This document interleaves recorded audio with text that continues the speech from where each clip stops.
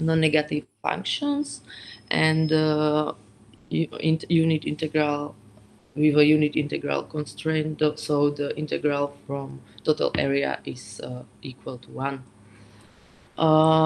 So the probability density functions are compositional data. So it's a multivariate observation carrying relative information. So we can see here the relationship across the compositional data and the densities. Densities have a lot of good properties. One of these is scale invariance. It does mean that any other representative within the class of proportional probability density function would carry the same set of relative information. And densities function can be represented with a unit integral constraint without loss of information. So, how I said before, we can say that probability density function we can consider as functional compositional data. Is the functional data carrying only relative information. And the density function are representing using a special bispace. So bispace we denote with a big B, and it does in the bispace of non-negative functional composition. On a subset, usually a subset is in the presentation denoted as big I of relative real numbers. So usually it is one interval. We can make also some operations in this space. The operation of perturbation and power transformation. Both this operation we can see in this formula. The first one is a operation of perturbation, and the next one is a power transformation. So with densities we are in these bispaces. So what is the first step with preprocessing of densities? So we have some data, and from this data we make a histogram from each observation. So and from this histogram we approximate this histogram, and by approximation we after get a density function or a function. So this is the first step. And I must say something about representation. So the model for functional data, I think it's quite simply. So we have in data also contain a functional error. In functional error, we have a assumption for this model, and this assumption is a smoothness of the function. It doesn't mean that we want the existence of continuous derivatives of a certain order. So to conclude, this is so what observed functional data are n pairs. So in our case, they correspond to representative of histogram classes. So I say that we can get also functional data from the histogram. And the possible ways to determine functional form is the interpolation or approximation. So interpolation is a process of obtaining functions from a measured data. But this observation contain error. So an approximation, in interpolation observation do not contain error, and approximation observation are with error. So for us, we use useful approximation because we have a lot of error and we want a smooth function or with the peak or something like this. And what we use from approximate, so we use the system of basis functions, and is a set of known functions that are linearly independent and allow us to approximate well any function as a linear combination of k these functions, and these basis functions we denoted by phi 1 and phi k is a vector of these basis functions. So the linear expansion, so we will express a function by the linear expansion of this basis function. We can see this linear expansion here, when in the formula we use so phi k is a known basis functions, how I said before, and the vector of unknown coefficient denoted by c. We have more basis expansions. The well-known are Fourier series. They are typically used for periodic data, but usually I work with non-periodic data. I usually work with B-spline, so it's expansions for non-periodic function data. So B-spline basis functions allow us to capture behavior in large data sets. What is it? A B-spline is a polynomial function of low degree comprising several parts with the individual parts, and they follow each other very smoothly. So it's a polynomial function.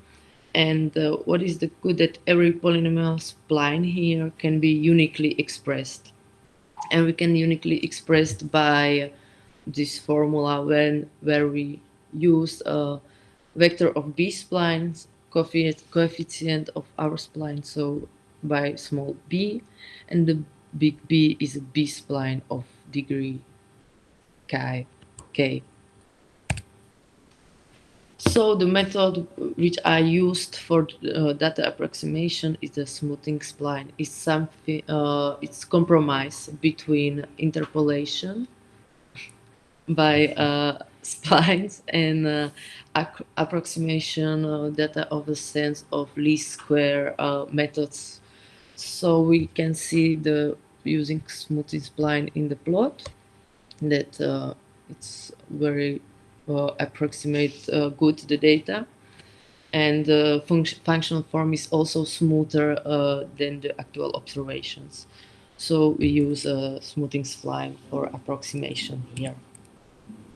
But there is a problem, because how I said, the probability density functions are represented in bispace, and the standard functional data analysis methods are not suitable for probability densities, because they not capture the geometric properties. So we have a solution of this situation, that we use a transformation from a bispace to L2 space. Is the Hilbert space, in which the standard methods we can use.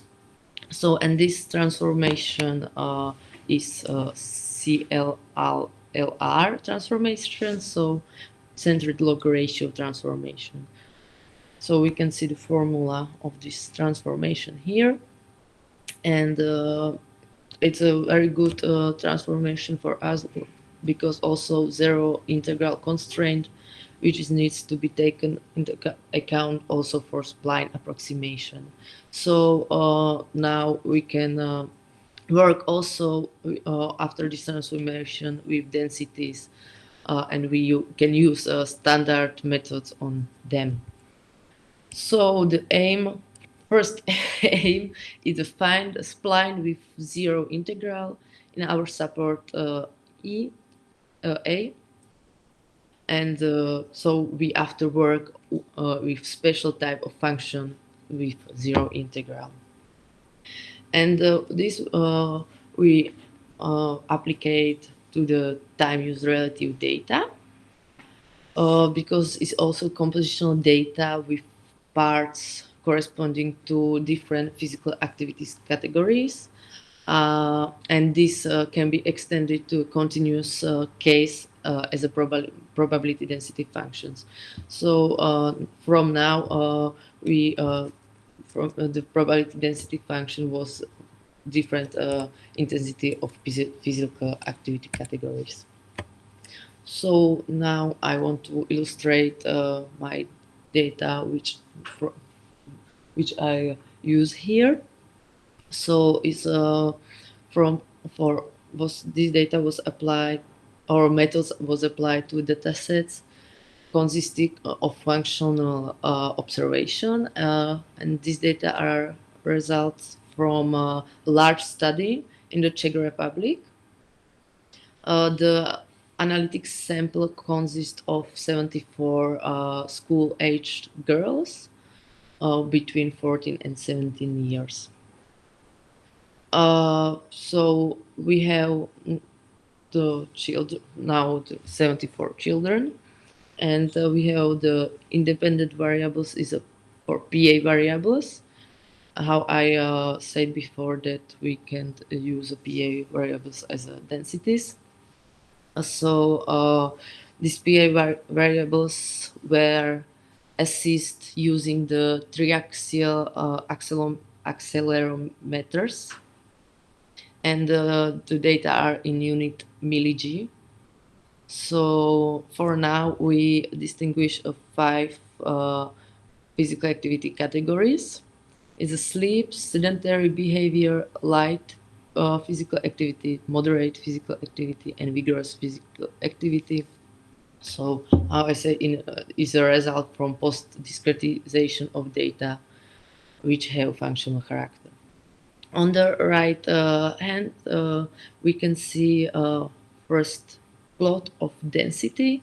In the top plot, we can see density in bispace before, and in the second one we see a density after CLR transformation. So in the second plot, we can see that the integral from in support is equal to 0. So and in x axis we have intensity of movement, but after log ratio transformation, and in the y-axis we have densities or CLR densities. So our question of interest is we are interested in relationship between the densities which expressing movement intensity and the health outcome. So we want to make some regression of health outcome on movement intensity. Our predictors will be the density, so the physical activity continuum, and we have a real response, which will be percentage body fat mass. So we use a standard functional regression model with real valued response in the CLR space by honoring the zero integral constraint. But there is the problem that the total number of basis function will exceed the number of observations. So before we do regression, we must first reduce the dimensionality, and its aim of simplicial functional principal component analysis is to reduce the dimensionality of datasets. So we replace the original set of observations with fewer latent functions, and these latent functions explained as much of the variability as is possible. So after this latent function, we called functional principal components. And in my analysis, I used only 2 components because these 2 functional principal components explain 94% of the total variability in my study. So after doing this principal component analysis, we can now make a functional regression model. So we have observations y and functional predictor f, and a model for functional regression is in this formula. There we can understand the integral as an inner product between the beta 1 and f, where beta 0 is a scalar intercept and beta 1 is a functional regression parameter, and we want to estimate this functional regression parameter, and is important for us. So it's a similar as standard regression model that we estimate the estimators beta 1 and beta 0 minimize standard square error. So we want that this beta 0, beta 1 minimize this formula. But as I say, we want to make a transformation of densities. So we must look how the regression model can be formulated also in this space. It's very similar. Also, the integral we understand here as inner product, and also the estimators beta 1 and beta 0 minimize standard square error.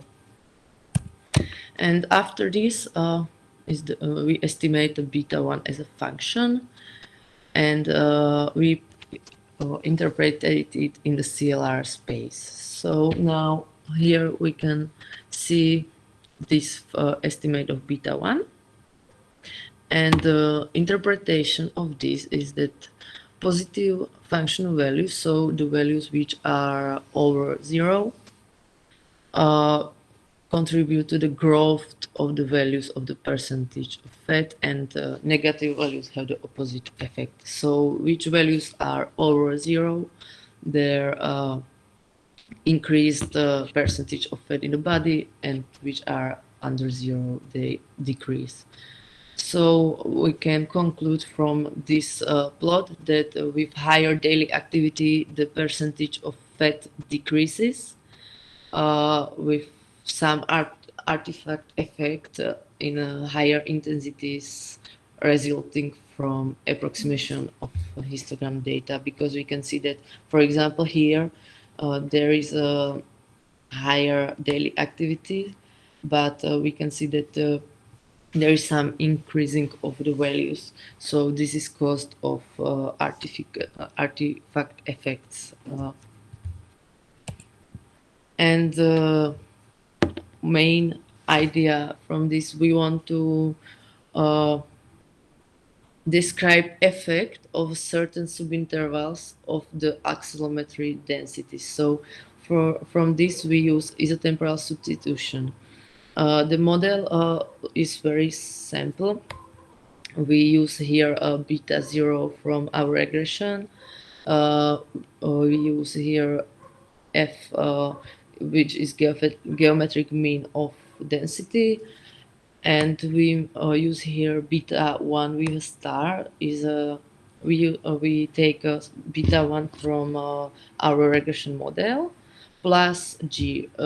What is g? It's something like weighting densities. So I will try to explain it on these plots.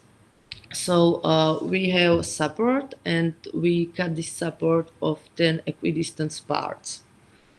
And we, for example, in this plot, we take last part, so the part with higher intensity, and we put here more and more weight. So we increase weights here, according that in the other intervals the weight decrease.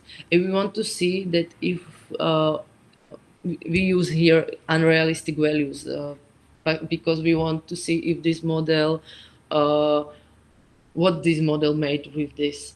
So, and we made this from every interval. So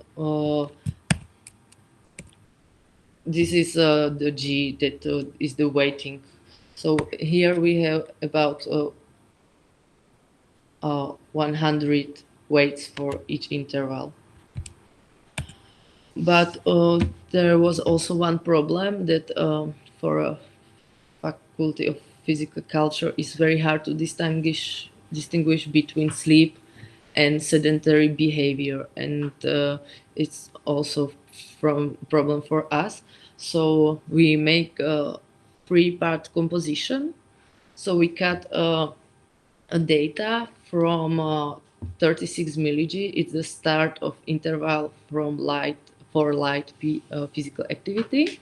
So this is the first part, only the physical activity, and after sleep and sedentary behavior are considered together in the first step of sequential binary partition.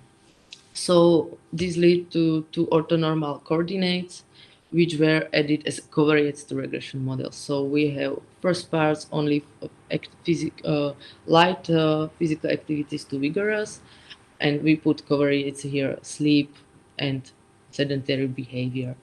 And we want to see on this plot when the blue line is when we made the model like I explained now, so with covariates, and the second one is when we don't put covariates to model. So we see that different, it's not too big, but after we take model with covariates, because it's better interpretable also for us and also for faculty of physical culture.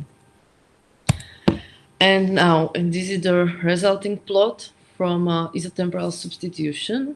Every line is from our curve express percentage of body fat in one interval. So we can see also value of intervals here. So we have, how I said, we have 10 parts, so 10 intervals. So here all parts have the same weight, and after we, for example, in the first interval, so in the so is the light physical activity, we increase the weight, and we can see that if we increase the weight on this interval, the percentage of body fats increase. And for example, in the highest physical activity is this last curve. We can see that if we put more and big weight here, so more and more weight, the percentage of body fats rapidly decrease. So it's also, so we see on this that the models works with this unrealistic value very good. So result is that more time spent in higher intensity is associated with a lower percentage of fat mass. We also think this before, but we want to try this model of this. I think that's for now. It's everything for me. I want to apologize you because it's my first big presentation. So also my English it's not so good. So I hope you enjoy it. Thank you. Okay, well,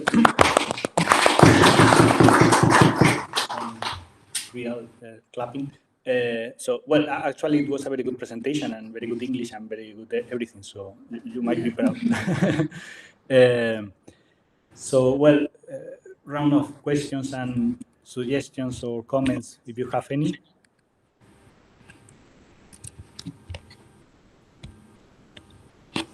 Someone from the audience, excellent talk. Want to ask you anything to Paulina?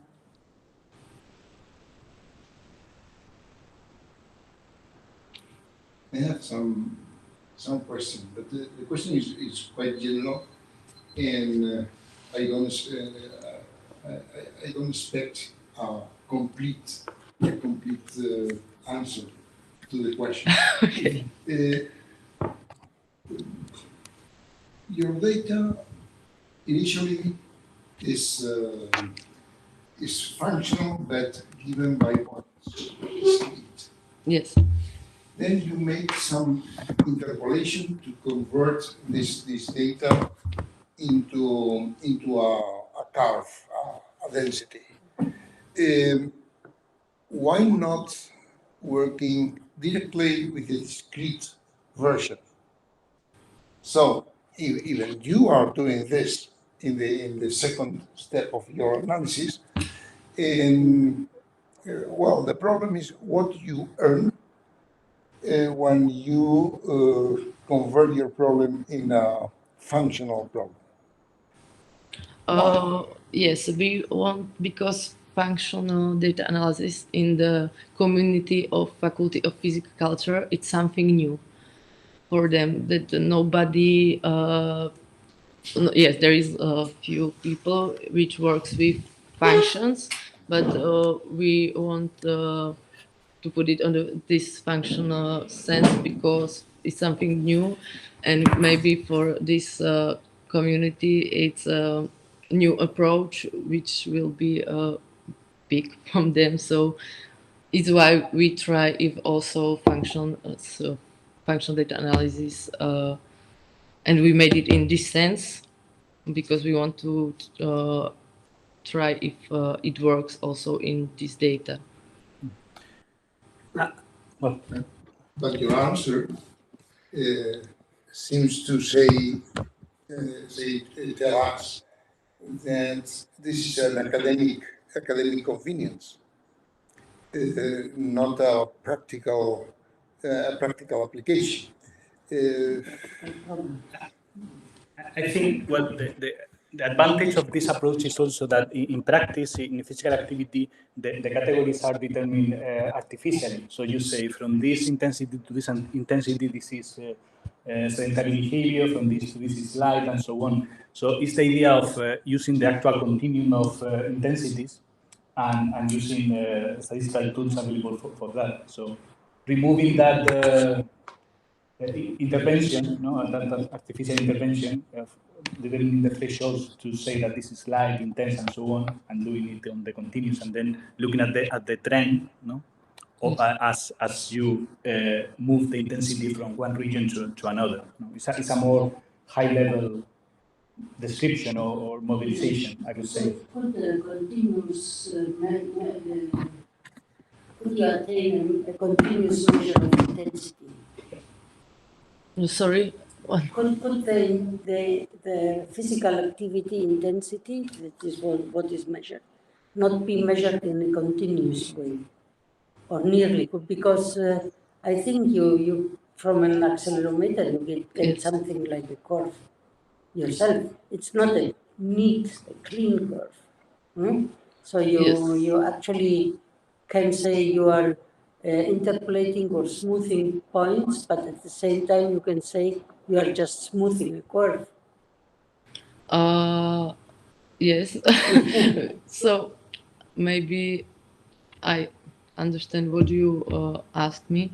I know that there will be other things what to do with this, but we won't try this one approach of it. So I know that there is more things what to do or other better things, but we choose this one.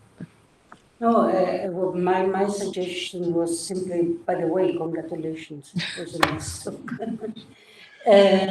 No, my suggestion was more into the field of saying the people that measure the physical intensity, they could give you probably a curve.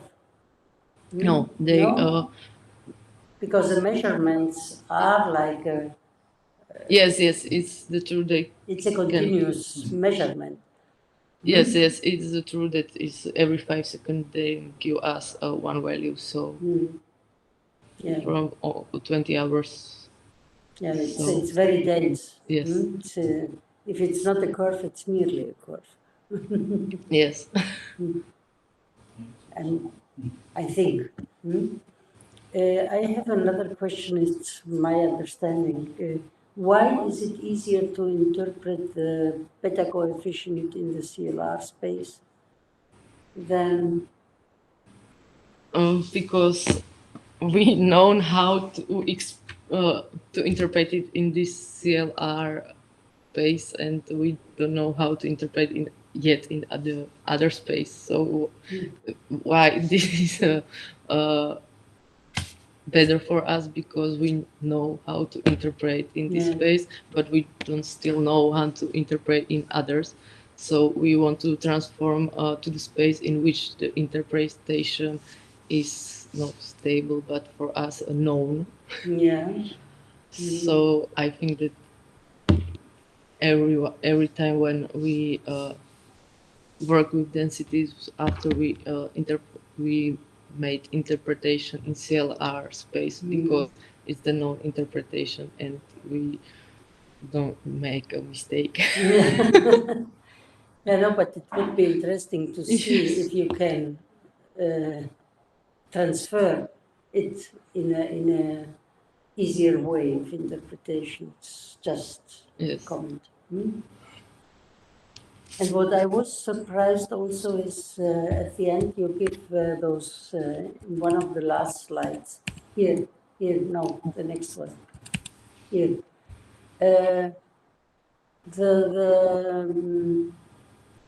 The curves that express the percentage of body fat related to physical activity or to the different classes. I am surprised that there is not a break, so there should be something asymptotically. You cannot, at some point, the fat is gone. Yes. How I say on the Or you have 100% of fat. So I miss some asymptotic behavior. yes, I understand. It's still an ongoing process. So this is the start of isotemporal substitution. So I understand your Yeah. point, but in the future I Yeah.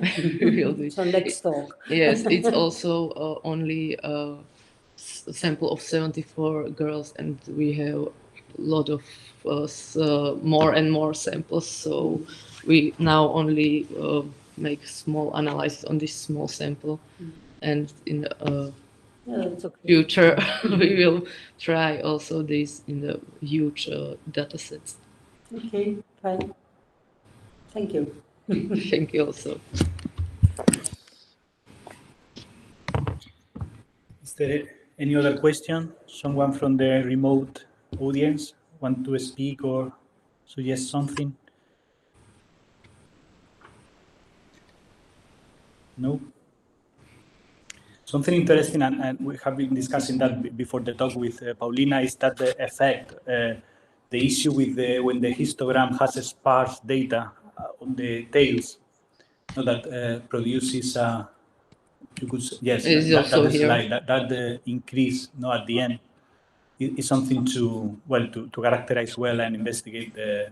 Maybe, I don't know if you can do something about that when you are fitting the smoothing curve, the spline or something to try and correct for that, or doing that interval wider, or I don't know, just to avoid that that effect or I deal with tried that. also.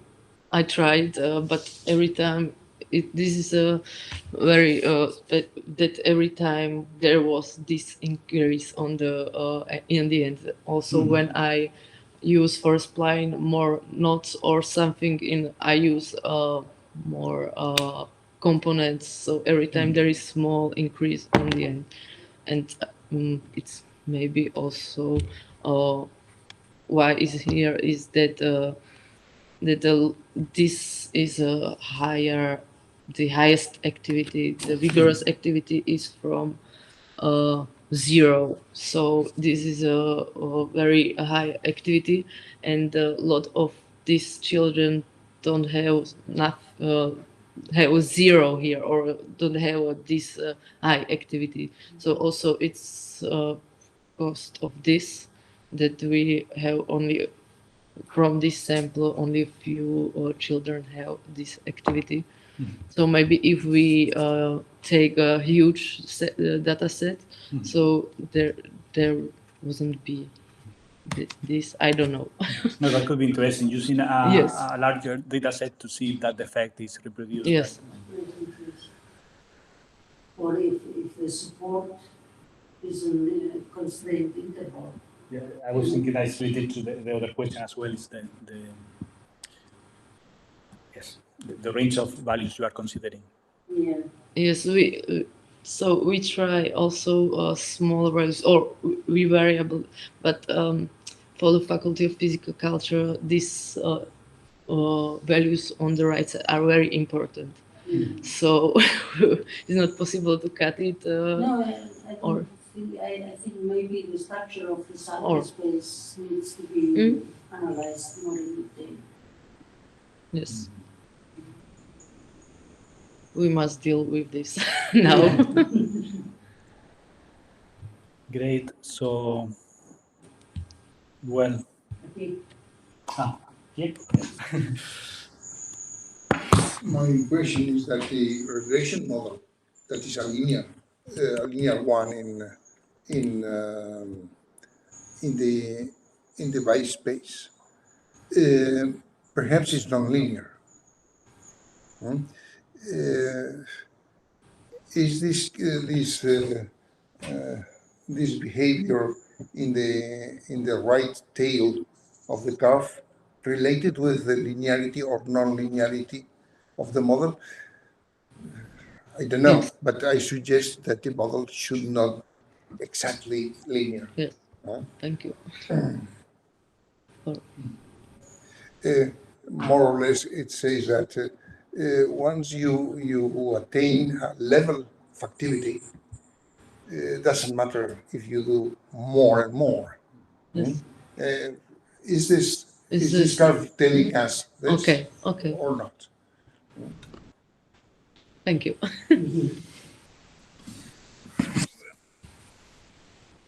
Fine. Okay, if there is no more question, there are no more questions here in the room, and no one from the audience either. So, well, we hope you enjoyed the talk. Congratulations to Paulina, very good talk and promising work, and we'll see in the future. Okay, thank you. Thank you.